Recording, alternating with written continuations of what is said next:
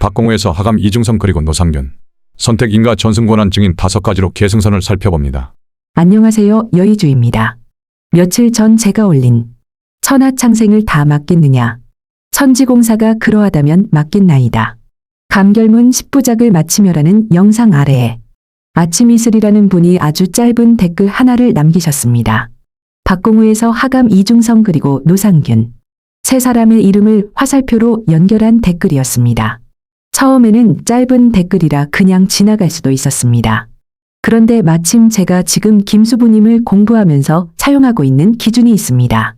선택 인가 전승 권한 증인, 후계와 계승을 이야기하려면 누가 그 사람을 선택했는지, 어떤 역할의 사람으로 인정했는지, 무엇을 전했는지, 어떤 권한을 맡겼는지, 그리고 그것을 확인할 기록과 증인이 있는지를 살펴보자는 것입니다.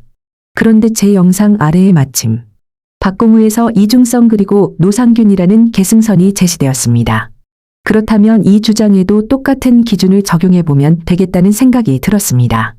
제가 먼저 노상균 씨를 끌어와 문제를 제기하려는 것이 아닙니다. 노상균 씨 개인의 신앙이나 수행을 평가하려는 것도 아닙니다. 제 영상 아래에 하나의 계승선이 공개적으로 제시되었으니 그 화살표가 실제로 무엇으로 연결되어 있는지를 확인해 보자는 것입니다. 특히 이 계보가 결국 노상균 씨를 증인이나 특별한 계승자로 보는 주장으로 이어진다면 더욱 확인할 필요가 있습니다. 먼저 화살표를 나누어 보겠습니다. 박공우에서 하감 이중성 그리고 노상균. 한 줄로 쓰면 하나의 계보처럼 보입니다. 그러나 자세히 보면 여기에는 두 개의 화살표가 있습니다. 첫 번째는 박공우에서 하감 이중성. 두 번째는 하감 이중성에서 노상균입니다. 그리고 노상균 씨를 상제님의 증인이나 최종 계승자와 연결하려면 사실 그 앞에 하나가 더 필요합니다. 상제님에서 박공우입니다. 결국 전체 구조는 이렇게 됩니다.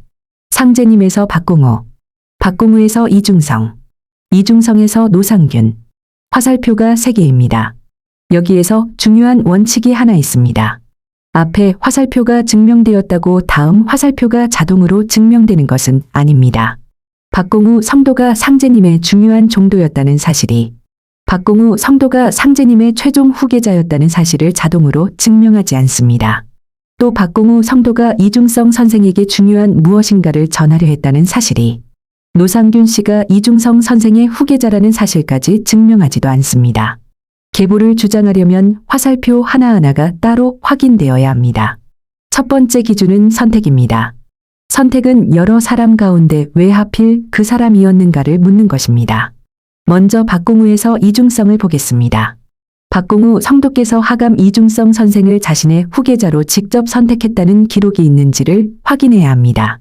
가까운 관계였다는 것과 후계자로 선택했다는 것은 다릅니다. 중요한 물건을 주려고 했다는 것과 최종 후계자로 선택했다는 것도 다릅니다. 후계자라고 하려면 적어도 이 사람이 내 뒤를 잇는다거나 이 사람에게 이 일을 맡긴다는 의미를 가진 기록이 있는지를 확인해야 합니다. 그런데 여기에서 흥미로운 자료가 나타납니다. 노상균 씨가 쓴 판박 소식의 목차에는 이중성 선생과 관련하여 종교 지도자로의 추대를 고사하다. 상제님의 친필 용봉 독존석 가부를 전수받다. 그리고 박공우의 의통임패 전수를 고사하다. 라는 내용이 등장합니다. 여기에서 중요한 말이 고사입니다. 사양했다는 뜻입니다. 그렇다면 이 기록을 그대로 받아들일 경우 박공우 성도가 무엇인가를 전하려 했다는 것과 이중성 선생이 그것을 실제로 전수받았다는 것은 구별해야 합니다. 전하려 했다는 것과 전승이 완성되었다는 것은 같은 말이 아니기 때문입니다. 두 번째 기준은 인가입니다. 인가는 어떤 사람을 특정한 지위와 역할의 사람으로 인정하는 것입니다. 그렇다면 박공우 성도께서 이중성 선생을 자신의 후계자로 공식적으로 인정했다는 기록이 있는지를 확인해야 합니다. 이중성이 내 뒤를 잇는다. 상제님의 대업을 이중성이 이어야 한다. 이중성이 나의 후계자다. 이와 같은 의미의 직접적인 기록이 있다면 그것을 제시하면 됩니다. 그러면 그 기록의 출처와 작성 시기 그리고 전승 과정을 살펴보면 됩니다. 그러나 의통임패를 주려고 했다는 전승 하나만으로 이중성 선생이 박공우 성도의 모든 권한과 종통을 이어받았다고 결론 내릴 수는 없습니다. 더구나 노상균 씨 자신의 책에서는 의통인패 전수를 고사했다고 소개하고 있습니다. 그렇다면 먼저 설명되어야 할 것이 있습니다. 전수를 고사했는데 어떤 과정을 통해 완성된 계승이 성립했다는 것인지입니다.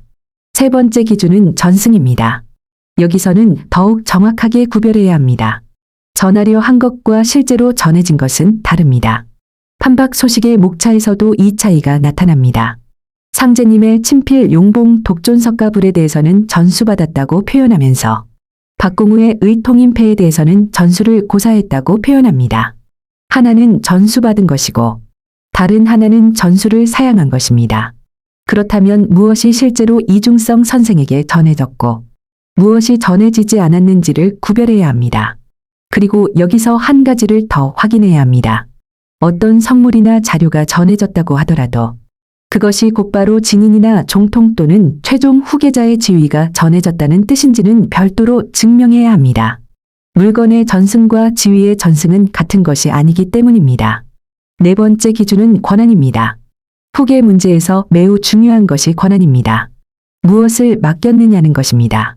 상제님의 종도로 활동하는 것, 중요한 성물을 보관하는 것, 기록을 전하는 것, 특정한 공사를 수행하는 것, 그리고 상제님의 최종적인 후계자가 되는 것은 서로 다른 문제입니다. 따라서 박공우 성도가 이중성 선생에게 무엇을 맡겼는지를 정확하게 확인해야 합니다. 어떤 물건을 보관하라는 것이었는지, 특정한 사명을 수행하라는 것이었는지, 아니면 자신의 뒤를 이어 전체 대업을 맡으라는 것이었는지, 이것들을 구별하지 않고 모두 종통이라는 하나의 말로 묶어버리면 논리가 뒤섞일 수밖에 없습니다. 다섯 번째 기준은 증인입니다. 마지막으로 그 선택과 인가와 전승을 확인할 기록과 증인이 필요합니다. 박공우 성도가 이중성 선생을 후계자로 선택했다면 그 말씀을 들은 사람은 누구였는지, 인가했다면 그 기록은 어디에 남아있는지, 전수의 과정이 있었다면 그 현장을 누가 보았는지, 그리고 그 증언은 언제 기록되었는지를 살펴봐야 합니다. 당시에 남겨진 기록인지, 수십 년이 지난 뒤의 회고인지, 당사자의 기록인지, 후대 사람의 해석인지도 구별해야 합니다. 이것은 이중성 선생을 의심하기 위해서가 아닙니다. 누구를 후계자라고 주장하더라도 똑같이 필요한 검증입니다. 그런데 더 궁금한 것은 두 번째 화살표입니다. 이제 하감 이중성에서 노상균으로 넘어가 보겠습니다. 노상균 씨의 판박 소식에는 자신의 이야기를 이중성 선생의 맥을 잇는 노상균의 신앙 스토리 라고 소개하고 있습니다. 여기에서 중요한 표현은 맥을 잇는 이라는 말입니다. 그렇다면 저는 아주 단순하게 묻고 싶습니다. 그 맥을 누가 이어주었습니까? 스스로 어떤 사람의 사상을 공부하고 그 맥을 계승한다고 생각하는 것과 그 사람에게 직접 후계자로 선택되고 인가되어 맥을 전수받는 것은 전혀 다른 문제입니다. 예를 들어 어떤 사람이 퇴계 이황의 학문을 평생 공부하면서 나는 퇴계의 학맥을 잇고 있다고 말할 수는 있습니다. 그러나 그것만으로 퇴계 이황이 그 사람을 직접 자신의 후계자로 선택했다고 말할 수는 없습니다. 마찬가지입니다. 이중성 선생의 사상과 자료를 연구하여 그 맥을 계승한다고 생각하는 것과 이중성 선생이 직접 노상균 씨를 선택하고 인가하고 무엇인가를 전수했다는 것은 구별해야 합니다. 여기에서 연대의 문제도 확인해야 합니다. 판박 소식의 목차를 보면 노상균 씨 자신의 증산 신앙 이야기는 1982년부터 시작되는 것으로 소개되어 있습니다. 또 2016년에는 이중성 선생의 자제와 만났다는 내용이 등장합니다. 여기에서도 표현을 정확하게 보아야 합니다. 이중성 선생과의 만남이 아니라 이중성 선생의 자제와의 만남입니다. 그렇다면 노상균 씨가 이중성 선생에게 직접 선택되었다는 기록이 있는지, 직접 인가받았는지, 직접 무엇인가를 전수받았는지, 직접 어떤 권한을 위임받았는지를 확인해야 합니다. 그런 자료가 있다면 제시하면 됩니다. 그러나 그런 자료가 없다면 후대의 이중성 선생의 자료와 사상을 연구하여 계승하는 것과 이중성 선생이 직접 후계자로 세운 것은 구별해야 합니다. 또 이중성 선생의 자제를 만나 자료나 이야기를 전해 들었다고 하더라도 그것만으로 후계자의 지위가 전해지는 것은 아닙니다. 자료의 전승과 종통의 전승은 다릅니다. 유품의 전승과 권한의 전승도 다릅니다. 사상의 계승과 당사자의 직접 인가 역시 다릅니다. 그리고 가장 위의 화살표도 확인해야 합니다. 설령 박공우에서 이중성으로 이어지는 관계가 확인되고 다시 이중성에서 노상균으로 이어지는 관계까지 확인된다고 가정해 보겠습니다. 그래도 하나가 남습니다.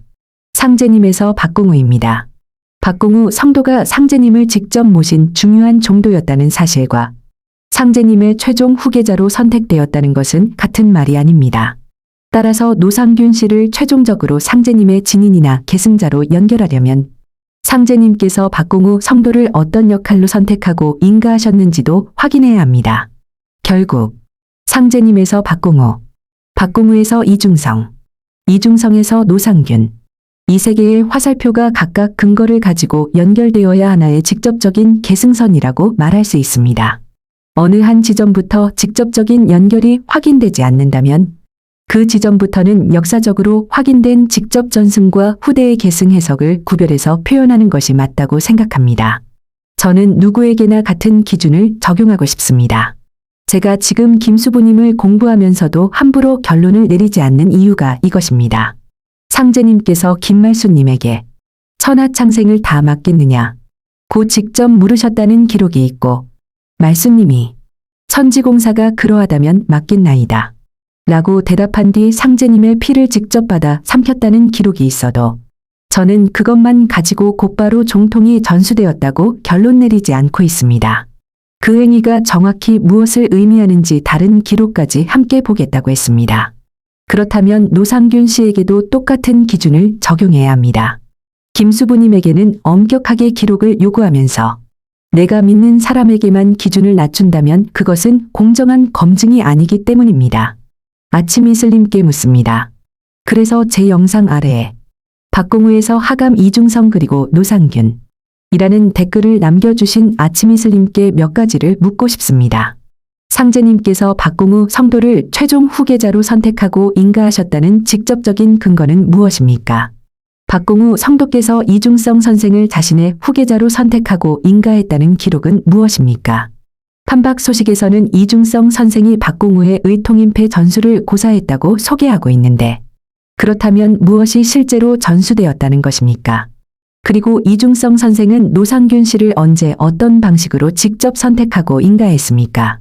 무엇을 전수했고 어떤 권한을 맡겼으며 그것을 확인할 기록과 증인은 무엇입니까? 자료가 있다면 저도 보고 싶습니다. 확인된다면 확인되는 그대로 인정하면 됩니다. 그러나 이러한 과정에 대한 근거 없이 세 사람의 이름을 화살표로 연결하는 것만으로 누군가가 진인이라는 결론까지 갈 수는 없다고 생각합니다. 마치며 신앙은 자유입니다. 누구를 스승으로 모시는 것도 자유이고 누구의 사상과 가르침을 계승한다고 생각하는 것도 자유입니다. 그러나 누군가를 상제님의 진인이라고 하거나 종통과 후계가 그 사람에게 이어졌다고 주장하려면 그때부터는 근거가 필요합니다. 그래서 저는 앞으로도 같은 기준을 적용하려고 합니다.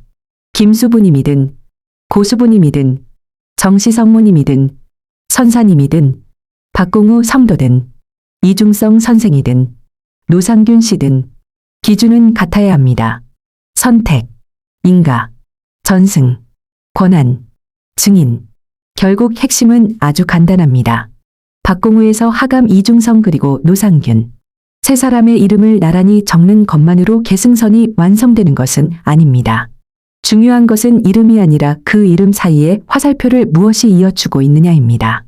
선택이 있었는지, 인가가 있었는지, 무엇이 실제로 전승되었는지, 어떤 권한이 맡겨졌는지, 그리고 그것을 확인할 기록과 증인이 있는지, 그것부터 확인한 다음에 진인인지 후계자인지를 이야기해도 늦지 않습니다.